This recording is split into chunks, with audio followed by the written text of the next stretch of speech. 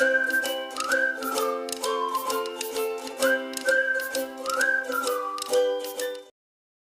And welcome back students. इस video में हम लोग पढ़ेंगे CG board class 10th science chapter 5 our environment energy flow in ecosystem के क्वेश्चन आंसर्स।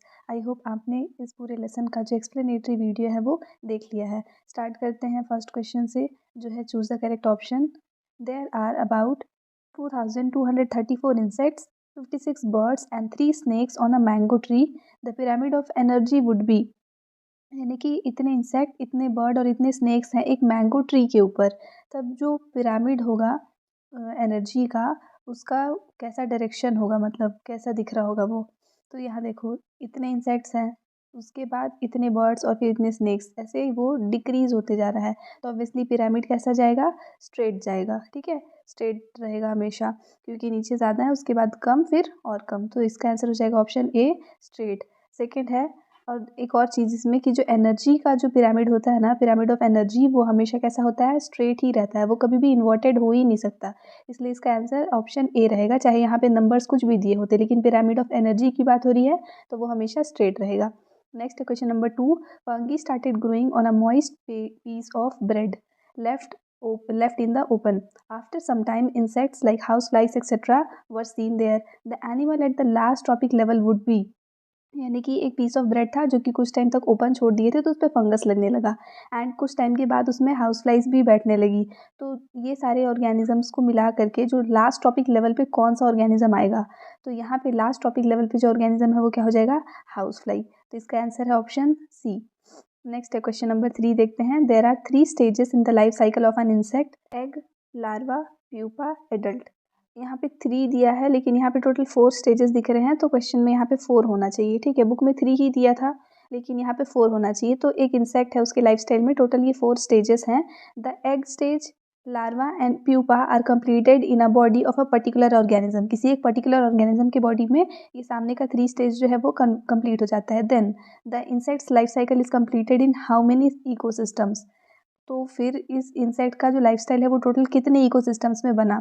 तो ये जो 3 स्टेज था वो किसी और ऑर्गेनिज्म के बॉडी के अंदर हुआ, और ये जो है वो बाहर हो रहा है। तो टोटल यहाँ पे 2 इकोसिस्टम्स है, तो आंसर हो जाएगा ऑप्शन बी, 2।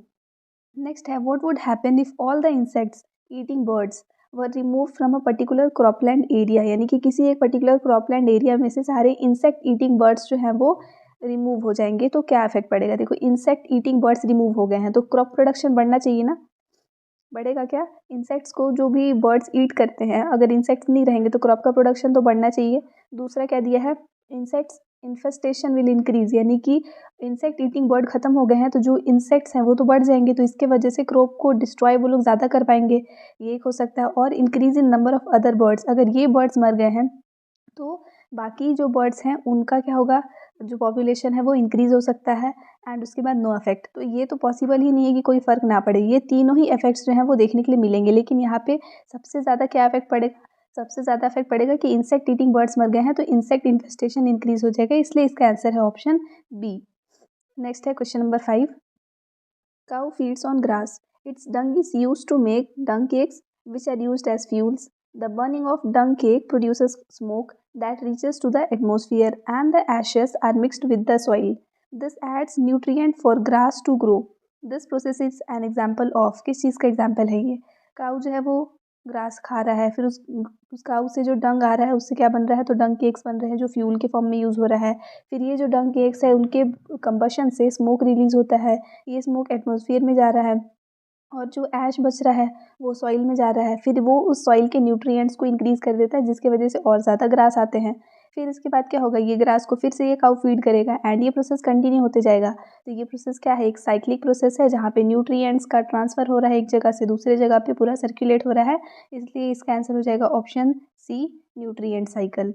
नेक्स्ट है, the food chain is in a pond starts from some water plants that are eaten by certain fishes, then eaten by other, extending finally to humans. The energy here from one tropic level to another will.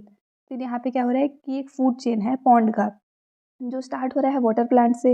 In water plant को कौन consume कर रहा है, तो उसमें रहने वाले fishes, इन fishes को दूसरे ऑर्गेनिजम्स, एंड फिर लास्ट में फाइनली वो चीज़ ह्यूमंस तक पहुंच रहा है। तो यहाँ पे एनर्जी फ्लो जो है वो कैसा है, तो एनर्जी का जो फ्लो होता है वो क्या होता है, हमेशा डिक्रीज होते रहता है, क्योंकि स्टार्टिंग वाला जो भी कोई है, फर्स्ट टॉपिक लेवल पे जो भी कोई है, उसको जितनी एनर्जी मिलती है उसका सिर्फ 10% ही नेक्स्ट टॉपिक लेवल पे जाता है, जो कि हम लोग लेसन के एक्सप्लेनेशन में पढ़े थे। तो एनर्जी का जो फ्लो है वो हमेशा डिक्रीज होते रहता है। तो इसका आंसर हो जाएगा option A, gradually decrease. Next है क्वेश्चन नंबर 7। यहाँ पे बोल रहा है the number of organisms in a garden was estimated as 5567 grass और 453 herbs, 23 trees and 7769 animals. The primary productivity of this area will be nearly equal to. अब देखो यहाँ पे आपको बताना है प्राइमरी प्रोडक्टिविटी कितना है। तो प्रोडक्टिविटी पे प्राइमरी पूछ रहा है, तो प्राइमरी लेवल पे कौन होते हैं, प्रोड्यूसर्स होते हैं। एंड प्रोड्यूसर्स क्या क्या हैं, तो ट्रीज वाले सारे ट्रीज प्लांट जो भी हैं, तो यहाँ पे ग्रास, श्रब्स और ट्रीज ये सारे क्या हैं, तो प्रोड्यूसर्स हैं। तो प्राइमरी प्रोडक्टिविटी इन तीनों पे डिपेंड करेगा, इसलिए आंसर हो जाएगा biomass of all the plants of the garden. ठीक है, ऑप्शन बी। ये नहीं कि सिर्फ सारे ऑर्गेनिजम्स का बायोमास नहीं ले सकते, सिर्फ एनिमल्स का नहीं ले सकते, एंड सिर्फ ग्रासेस का भी नहीं ले सकते। ऐसा नहीं कि ग्रास प्राइमरी लेवल पे है, ग्रास, श्रब्स और ट्रीज तीनों ही प्राइमरी लेवल पे, इसलिए आंसर है ऑप्शन बी। अब है question number 2। A type of fungi is grown on rice husk, we eat the fungi, does it show a food chain, illustrate the food chain, what is the source of energy in this food chain. यानी कि एक type का fungi है जो rice husk पे grow होता है और हम लोग इस फंगी को कंज्यूम करते हैं। तो इसका आंसर है मशरूम। मशरूम को राइस हस्क पे ग्रो किया जाता है और वो क्या है, एक टाइप ऑफ फंगी है। अब क्या ये कोई फूड चेन दिखा रहा है, अगर दिखा रहा है तो उस फूड चेन को इलस्ट्रेट करने यहाँ पे बोल रहा है और बताना है कि यहाँ पे सोर्स ऑफ एनर्जी क्या है। सोर्स ऑफ एनर्जी जो है वो हमेशा क्या होगा, सन ही होगा। ठीक है, अब देखो यहाँ पे the fungus grow on rice husk is called mushroom, it represents the decomposer of the food chain. Mushroom क्या है, तो डिकम्पोजर है, क्योंकि मशरूम एक फंगस है। Then we eat the food from the producer and the waste material of the consumer of the food chain, and after its death it break down its body into simple substances. तो क्या होता है कि ये जो fungus है या फिर ये जो मशरूम है वो किस पे डिपेंडेंट है, तो वेस्ट मटेरियल्स पे, एंड उसके बाद मतलब प्रोड्यूसर्स पे और उनके वेस्ट मटेरियल्स पे, और साथ ही साथ में कंज्यूमर्स पे उनके वेस्ट मटेरियल्स पे। और ये कंज्यूमर जब डेड हो जाते हैं तो उनके डेथ के बाद उनके बॉडी को डिकम्पोज करके जो सिंपल सब्सटेंस फॉर्म हो रहे हैं उस पर भी। ठीक है, तो ऑल टुगेदर क्या बोल सकते हैं कि जो फंगस है वो हेट्रोट्रोफ्स होते हैं। और यहाँ पे जो सोर्स ऑफ एनर्जी है वो क्या होगा, ऑर्गेनिक मैटर होगा। हर केस में सनलाइट होता है, लेकिन क्योंकि ये एक क्या है, हेट्रोट्रोफ है, जो स्टार्टिंग मटेरियल है वो क्या है, ऑटोट्रॉफ नहीं है, सेल्फ प्रोड्यूसिंग नहीं है, वो खुद से नहीं प्रोड्यूस कर रहा है फूड को, इसलिए यहाँ पे source of energy solar energy नहीं होगा बल्कि ऑर्गेनिक मैटर होगा, जैसे कि कार्बोहाइड्रेट्स एंड प्रोटीन। सब यहाँ पे बोला था कि इस फूड चेन को इलस्ट्रेट करने के लिए कि किस टाइप का मतलब कौन सा फूड चेन बन रहा है, तो प्रोड्यूसर्स पे फीड कर रहे हैं प्राइमरी कंज्यूमर्स, उन पे फीड कर रहे हैं सेकेंडरी कंज्यूमर्स, एंड उनके ऊपर टर्शरी कंज्यूमर, एंड ओवरऑल इन सबका जो भी चीज़ निकल के आ रहा है वो सारा इस डिकम्पोजर के पास जा रहा है जो कि मशरूम है। तो ये वाला फूड चेन यहाँ पे बन रहा है। ये हो गया आपका सेकेंड आंसर। नेक्स्ट देखते हैं question number 3। How does the energy flow in any ecosystem. किसी भी इकोसिस्टम में एनर्जी जो है वो कैसे फ्लो होता है, इसको एक्सप्लेन करना है आपको अपने खुद के वर्ड्स में। तो देखो एनर्जी जो है वो हमेशा एक ऑर्गेनिज्म से दूसरे ऑर्गेनिजम्स पे फ्लो होते जाता है। 1% सोलर एनर्जी जो है वो ग्रीन प्लांट्स उसको यूज़ करते हैं इकोसिस्टम में, एंड फोटोसिंथेसिस के थ्रू अपना फूड प्रिपेयर करते हैं। अब ये जो 1% एनर्जी है वो इन ग्रीन प्लांट्स के लिए 100% एनर्जी है। इसका 90%, अब वो इस 1% का 90% जो है वो स्टोर कर लेते हैं उस एनर्जी को इन the form of food substances, and उसके बाद उनका जो ओवरऑल बॉडी जो भी एक्टिविटी होता रहता है उन सब में वो जो एनर्जी है वो आउटसाइड रिलीज हो जाता है इन्वायरमेंट में। अब उनका ये जो रिमेनिंग 10% एनर्जी है वो क्या होता है, कंज्यूमर्स तक पहुँचता है। सिमिलरली अब ये जो कंज्यूमर्स हैं, प्राइमरी कंज्यूमर्स जो हैं वो इस 10% का 90% स्टोर कर लेंगे एंड रिमेनिंग 10% को आगे फॉरवर्ड कर देंगे, यानी कि सेकेंडरी कंज्यूमर के पास। और इस टाइप से ये जो सीक्वेंस है वो कंटिन्यू होते जाता है। तो जो पिरामिड ऑफ एनर्जी है वो ऑलवेज स्ट्रेट रहेगा, because it starts from the producer and ends with the consumer and decomposers, and therefore the flow of energy is unidirectional, यानी कि सिंगल डायरेक्शन में फ्लो होता रहता है। ये हो गया क्वेश्चन नंबर 3 का आंसर। नेक्स्ट है question number 4। What will happen if only plants and humans are left on earth as living organisms और बायोटिक कंपोनेंट्स। यानी कि क्या होगा जब हमारे इन्वायरमेंट में, हमारे अर्थ में सिर्फ प्लांट्स और एनिमल्स ही बचेंगे in the form of biotic components, and बाकी के सारे क्या होंगे, एबायोटिक कंपोनेंट्स होंगे। तो देखो नो डाउट कि जो ह्यूमंस और प्लांट्स हैं वो एक स्पेशल इंपॉर्टेंस रखते हैं इकोसिस्टम में, लेकिन सिर्फ अगर यही दो एग्जिस्ट करें अर्थ पे तो जो फूड चेन है वो अनबैलेंस हो जाएगा। क्यों? क्योंकि सारे ऑर्गेनिज्म जो हैं वो एक दूसरे के ऊपर अपने फूड के लिए डिपेंडेंट होते हैं। If any one of the organism that depend on them cease to exist the food chain will be destroyed, यानी कि कोई भी एक ऑर्गेनिजम्स भी अगर इनमें से बीच में से वो गायब हो जाता है तो फूड चेन जो है वो डिस्ट्रॉय हो जाता है। अगर सिर्फ ह्यूमंस और प्लांट्स रह जाते हैं अर्थ में तो इनिशियली क्या होगा कि उनका जो ग्रोथ है वो बहुत ही रैपिड होता जाएगा, एकदम रैपिडली वो ग्रो करेंगे, बहुत अपना पॉपुलेशन इंक्रीज कर लेंगे। लेकिन जब उनका डेथ हो जाएगा उस टाइम पे उनको डिकम्पोज करने वाला तो कोई भी नहीं रहेगा यहाँ पे। अगर डिकम्पोज ही नहीं होंगे तो जो न्यूट्रिएंट साइकिल है वो तो हैम्पर हो जाएगा इस सिचुएशन में। एंड इसके वजह से ह्यूमंस एंड प्लांट्स के अलावा दूसरे ऑर्गेनिजम्स जो हैं उनका भी अर्थ पे रहना जो है वो एसेंशियल है। तो ये हो गया आपका आंसर नंबर 4। अब आते हैं question 5। What will happen if the natural flow of energy in an ecosystem is disrupted? Explain with an example। यानी कि जो नेचुरल फ्लो ऑफ एनर्जी है इकोसिस्टम का, अगर उसको कोई डिस्टर्ब कर दे या वो डिस्टर्ब हो जाए तो क्या होगा, इसको आपको एक एग्जाम्पल से समझाना है। तो जो नेचुरल फ्लो ऑफ एनर्जी है अगर वो डिस्टर्ब हो जाता है तो इसके वजह से जो एनर्जी चेन है वो अफेक्ट हो जाएगा, यानी कि वहाँ पे शॉर्टेज हो जाएगा न्यूट्रिएंट्स का। एंड इसके अलावा दूसरे कम्युनिटीज़ जो हैं वो क्या होंगे, वैनिश हो जाएंगे, मतलब डिसअपियर हो जाएंगे। एग्जाम्पल है कि ग्रीन प्लांट्स जो हैं वो क्या करते हैं, उनको हम लोग प्रोड्यूसर्स की कैटेगरी में रखे हैं, और सारे हर्बीवोरस एनिमल्स जो हैं वो इन ग्रीन प्लांट से अपना फूड लेते हैं एंड इसलिए इनको हम लोग प्राइमरी कंज्यूमर्स बोलते हैं। Then all other organisms that feed on herbivorous organisms are called secondary consumer. इस तरीके से ये जो सीक्वेंस है वो कंटिन्यू होता जा रहा है। तो अगर कोई भी ऑब्स्ट्रक्शन आता है इस फ्लो ऑफ एनर्जी में तो क्या होगा कि कोई भी एक ऑर्गेनिज्म, यानी कि अगर यहाँ बीच में से डाई हो जा रहा है तो क्या होगा, एंटायर फूड चेन जो है वो अनबैलेंस हो जाएगा। तो यहाँ स्टार्टिंग में आपको यही पूछा था कि क्या होगा, तो आप रीज़न दिए, क्या क्या बोले कि जो एनर्जी का चेन है वो अफेक्ट होगा और जो एंटायर फूड चेन है वो अनबैलेंस होगा।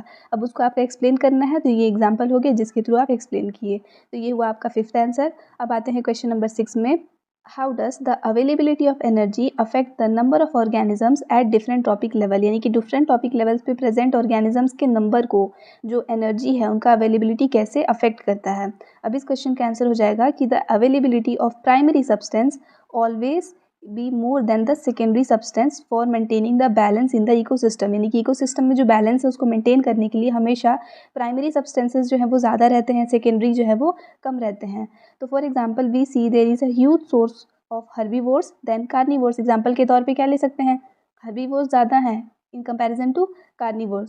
सो to maintain balance in nature substances is decreasing from primary to tertiary. ये हो गया आपका आंसर 6। अब आते हैं लास्ट क्वेश्चन है क्वेश्चन नंबर 7।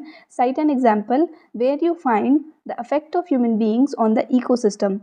इकोसिस्टम पे ह्यूमन बींग्स का जो अफेक्ट पड़ रहा है उसका एक एग्जांपल आपको देना है एंड उसके बाद एक्सप्लेन भी करना है कि आपको ऐसा क्यों लगता है और कोई एक तरीका जिसके थ्रू इसको मिनिमाइज़ किया जा सकता है। तो देखो, अगर कोई मेरे से पूछे कि हाँ ह्यूमन बींग्स का अफेक्ट कहाँ पे पड़ रहा है इकोसिस्टम पे, तो सबसे फर्स्ट थिंग जो मेरे माइंड में आता है वो है पोल्यूशन। तो day by day pollution of environment is increasing. This change leads to the release of various toxic gases in the air which cause different effects on the soil as well as plant also। क्या होता है कि day by day pollution जो increase हो रहा है environment का, इसके वजह से क्या होता है, बहुत सारे टॉक्सिक गैसेस जो हैं वो इन्वायरमेंट में रिलीज़ होते हैं जो कि सॉइल पे और प्लांट्स पे बहुत ही हार्मफुल इफ़ेक्ट कॉज करते हैं। इकोसिस्टम जो है वो हैम्पर हो रहा है इसी चीज़ों के वजह से।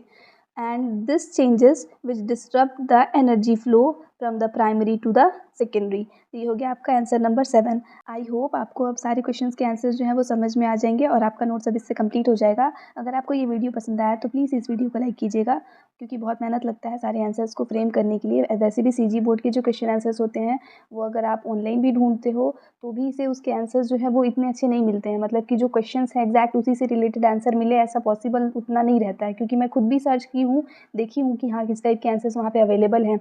वही चीज़ अगर सेम अगर हम लोग हिंदी मीडियम वाले बुक्स का ढूंढे तो हाँ बहुत ही अच्छे आंसर्स वहाँ पे देखने के लिए मिलते हैं। तो आई होप आपको ये आंसर्स पसंद आए, तो प्लीज़ वीडियो को लाइक कीजिएगा और इसे अपने दोस्तों के साथ में आप शेयर भी कर सकते हैं। अगर आप हमारे चैनल से कनेक्टेड रहना चाहते हैं, हमसे कनेक्टेड रहना चाहते हैं, तो टेलीग्राम का लिंक डिस्क्रिप्शन में है, आप उसको ज्वाइन कर सकते हैं। एंड अगर चैनल पे न्यू आए हैं तो प्लीज़ सब्सक्राइब कीजिएगा। Thanks again.